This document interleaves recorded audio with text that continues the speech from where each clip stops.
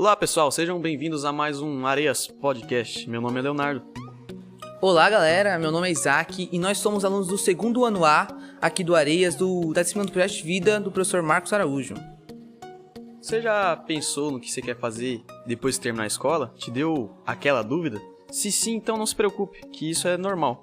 Estudos recentes apontam que jovens de hoje em dia estão indecisos com qual caminho prosseguir. E é de boa. E por isso, no episódio de hoje sobre caminhos profissionais, a nossa equipe marcou uma entrevista muito interessante com o professor Douglas dos Santos. O professor Douglas está sempre aí nos corredores da escola, conversando sobre alunos, sobre questões existenciais e também sobre questões profissionais na prática, opções que nós vamos ter no mercado de trabalho. E nós vamos perguntar nessa entrevista sobre a opinião dele e o que ele pensa sobre isso. No episódio de hoje também, pessoal, nós vamos dar umas dicas práticas que podem te ajudar a escolher um futuro, um caminho para você seguir. Confira tudo isso após a vinheta.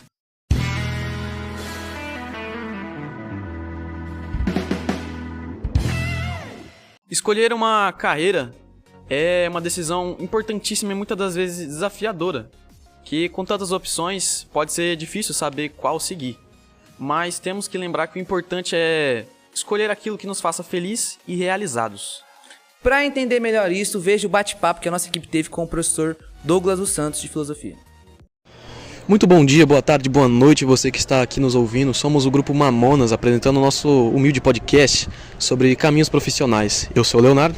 E eu sou o Isaac e a gente está aqui com o nosso querido professor Douglas de Filosofia. Dá um salve aí, professor Douglas. Opa, bom dia, salve todo mundo aí. Então, hoje a gente vai trocar uma ideia sobre profissionalismo, sobre caminhos profissionais aqui com o professor Douglas, que tem uma história grande, né, como professor. A gente vai trocar essa ideia aqui agora. Eu queria, assim, começar já perguntando, professor, se sempre foi sua ideia, sempre foi sua motivação ser professor e como que você chegou nisso? Na verdade, no início, por mais estranho que pareça, a minha vontade inicial, quando eu tinha mais ou menos a idade de vocês, 16 anos, eu via muito filme de guerra, né? Naquela época, a cultura era muito filme do Rambo, essas coisas, e eu queria ser fuzileiro naval, né? Eu tinha um primo que era fuzileiro naval. O sonho era fuzileiro naval. O sonho era ser fuzileiro naval. Então a gente geralmente, quando não sabe o que quer, a gente se espelha no outro, né?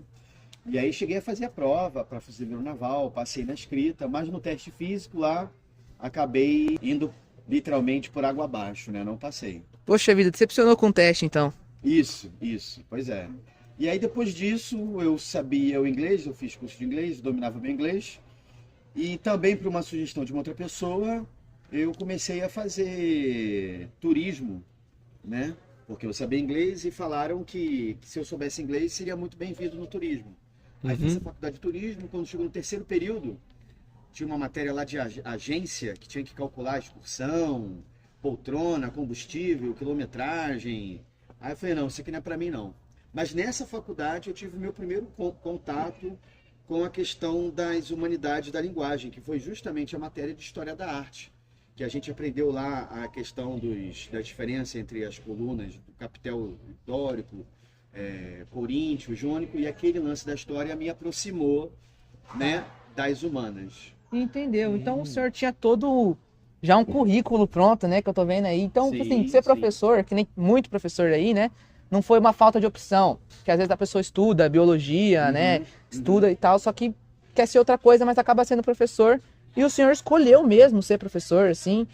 E, né, como você falou, foi pra uma área, assim, perto da filosofia, mas não tinha chegado ainda, né, que hoje o senhor é professor de filosofia. Isso. E como que o senhor se conheceu, assim, a filosofia? Se apaixonou e decidiu virar professor, né? Porque, pô, fuzileiro naval... Então, esse contato com a filosofia se deu justamente lá no início com as aulas de História da Arte nessa faculdade do curso de turismo, né? Eu lembro do professor, ele era muito bem estiloso e aquela figura dele me chamou a atenção, a maneira como ele ensinava História da Arte. Eu me apaixonei por aquilo e aí eu decidi, não, quero fazer História então. Aí fui fazer, numa faculdade particular, o curso de História. E aí sim, eu gostei das aulas e, bom, eu acho que é isso que eu vou querer fazer. Mas numa faculdade de História em especial, eu tive um professor chamado André Campos da Rocha, que me ensinou 2 matérias.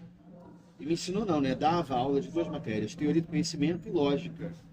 E ali foi o meu contato apaixonante pela filosofia, né? Quando eu vi aquele professor dando aula, eu pensei, bom, agora eu vou ter que mais uma vez abandonar. Aí abandonei História e aí fui fazer filosofia, prestei vestibular para a UERJ, uma universidade pública, consegui fazer filosofia. Mas assim, professor, quando o senhor começou a sua carreira de professor, como que eram suas motivações? Olha, as minhas motivações iniciais não estavam muito bem evidentes para mim. Eu só fui me tornando professor na medida que eu fui fazendo. Mas eu percebia que as pessoas, eu tinha um feedback de quem estava ao meu redor, família, parentes, amigos, que eu explicava muito bem, que eu tinha uma facilidade de explicar. E aí ficou. E aí ficou, né? E aí você Amigo. vai desenvolvendo e a vida vai te conduzindo por caminhos que você, quando vê, já está nele. Aham. E aí, até hoje eu recebo esse feedback, né?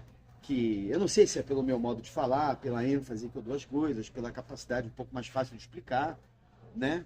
E aí me descobri professor, queria ser por conta do contato lá do professor primeiro, mas acabei me descobrindo professor na medida do caminho que eu fui Então percorrendo. você já tinha um interesse ali, mas não tinha certeza, né? Não tinha em relação ao certeza. ser professor. Não tinha certeza, mas nunca foi uma falta de opção, assim. Aham. Eu realmente me vislumbrei com aquelas aulas de História da Arte, e aí só fui seguindo o caminho até chegar na filosofia. Foi embora.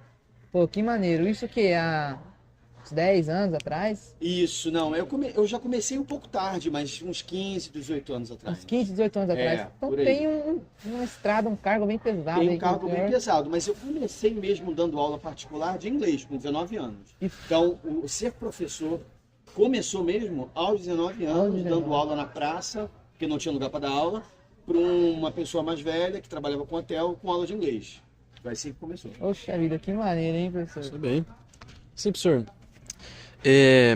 O senhor já é professor há muito tempo, mas, tipo, olhando, o senhor pensando no seu futuro, o senhor tem algum plano novo para sua carreira? Olha, eu estou fazendo mestrado agora, né?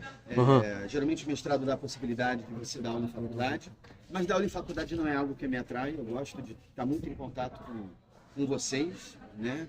Por mais que seja dificultoso um pouco às vezes, né? O temperamento do adolescente, mas eu pretendo me aperfeiçoar, fazer o mestrado, quem sabe um doutorado, mas eu não penso em fugir da sala de aula, não. É uma coisa que me dá muito tesão, muita alegria, essa troca com Maravilha. vocês, né? Ver no olhar de vocês aquele momento que liga a ideia, né? Que um conceito filosófico que surge.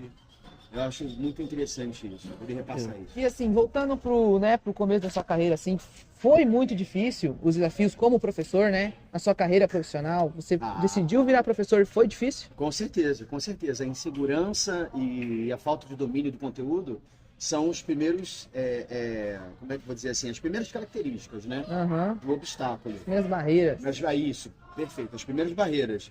Mas na medida que você vai vendo que você faz o que você gosta, tem uma frase do Shakespeare muito boa, que é a seguinte: o trabalho que dá prazer cura a pena que causa. O trabalho que dá prazer cura a pena que causa. Então tudo que é feito com prazer, você esquece um pouco a barreira, o obstáculo.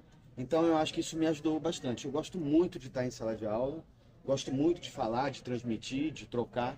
Isso eu quase esqueço dos problemas. Que maravilha.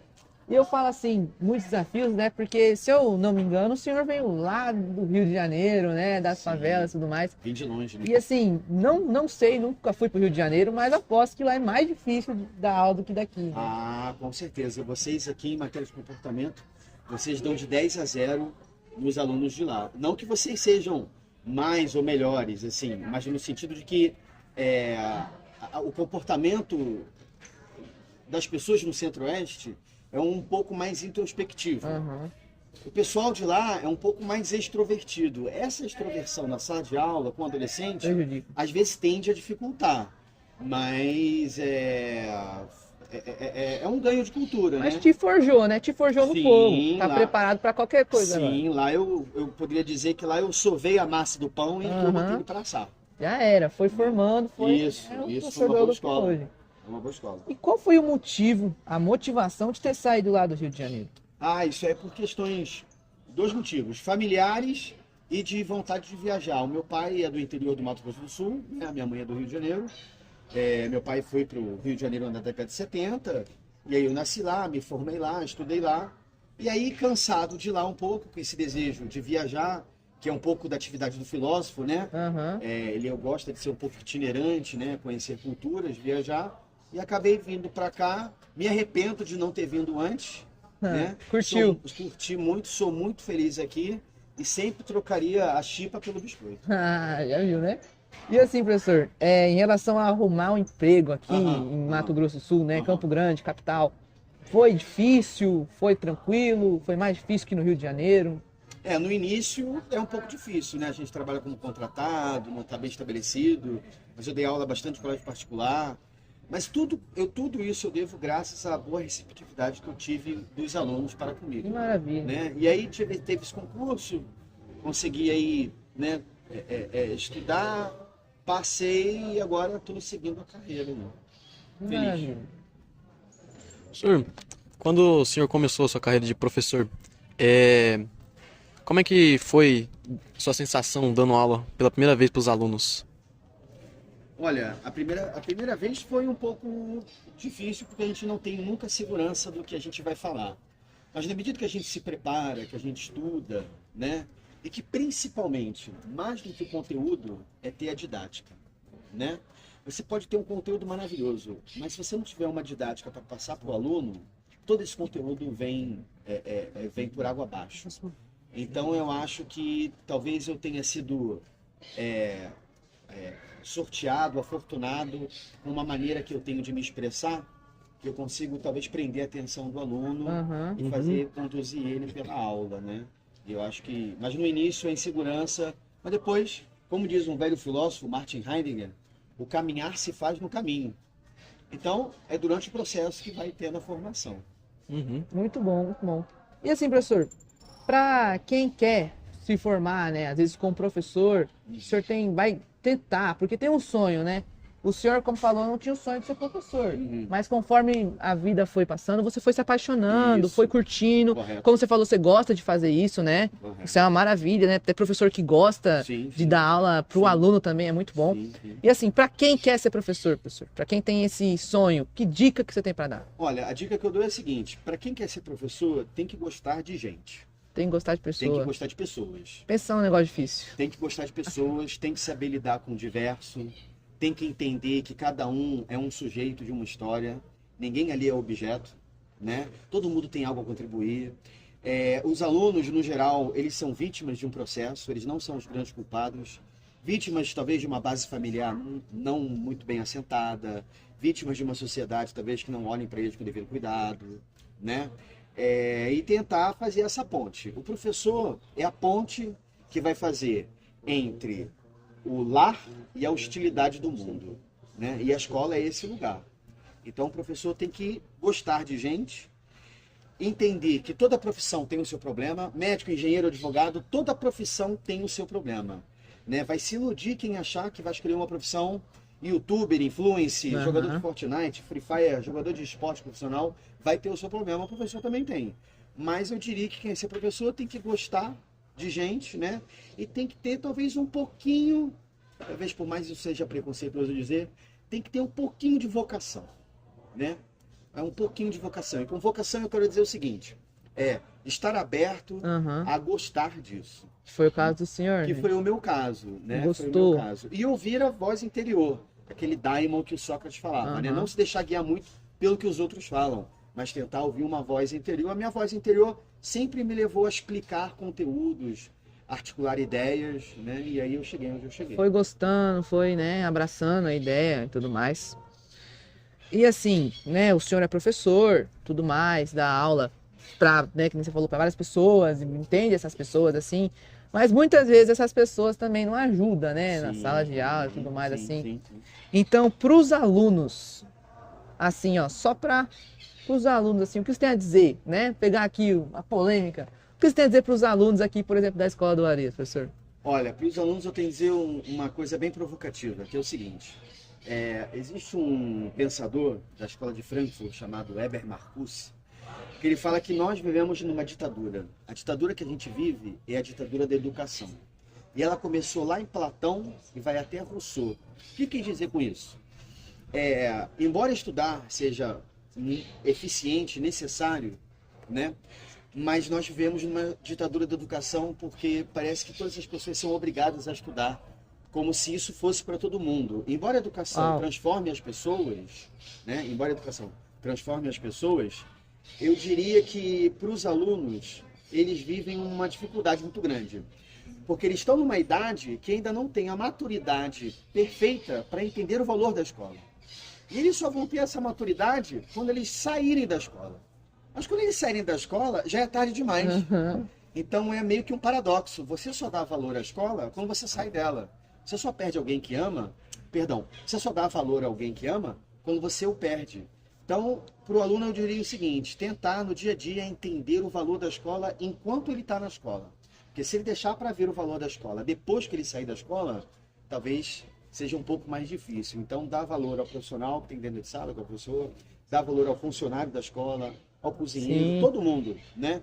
Todo mundo, desde a porta de entrada até dentro da sala de aula, para poder fazer valer a experiência. Realmente eu vejo muita gente falando assim, ai, que saudade do meu ensino médio, né? A pessoa perdeu e tudo mais. Sim. Só que a grande injustiça parece que alguns alunos, pela idade que têm, ainda não contam com certo amadurecimento para entender o valor da escola. E só tem esse amadurecimento depois. Tanto é que muitos alunos vão fazer o EJA, né? Ensino para jovens e adultos, que é para o pessoal mais velho. Que perdeu, né? Isso. Bom, senhor, eu queria agradecer muito pela sua presença aqui. Eu queria agradecer pela essa conversa muito interessante. Boas histórias, boa informação. Vamos encerrando aqui. Eu peço que o senhor tenha um bom dia.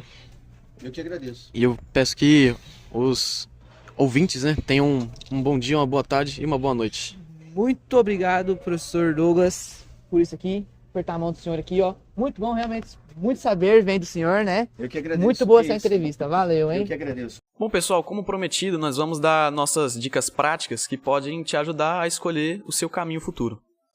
Como primeira dica, descubra suas paixões. Faça o que você gosta de fazer. Faça uma lista, né? Algo, construa ali sobre coisas que você acha interessante e que você se sente bem fazendo. Pesquise diferentes carreiras, procure o máximo de informações possível para ter umas opções mais amplas. E, se possível, participe de eventos de carreiras do seu interesse. Experimente diferentes áreas. Se possível, faça estágios ou trabalhos voluntários nas áreas que você se interessa, porque assim você vai estar em desenvolvimento dentro dessa área. Por fim, pessoal, procure conselheiros, professores, conselheiros tipo profissionais que trabalham nas profissões de interesse e procurem ter o máximo de perspectivas diferentes da profissão que você quer escolher. E é isso aí, pessoal. Eu queria muito agradecer ao professor Douglas, que aceitou fazer essa entrevista com a gente, e também a todos vocês que nos acompanharam até o final. Esse podcast é uma realização do projeto de mídias da nossa escola, vinculada com a disciplina de projeto de vida do segundo ano A. A direção e a produção é do professor Marcos Araújo, e nossos parceiros são o professor de Práticas Inovadoras Jean Carlos de Azevedo e a coordenação e a direção da nossa escola. Agradecimento aí à nossa equipe, pesquisas feitas por Lucas Gomes e Iago Matias, roteirização por Danilo Borgo, edição por Caio Pietro, líder e produtor da equipe Kevin Maranhão e também ao gerente de mídias Guilherme Silva. E é isso aí, pessoal! E até o próximo episódio.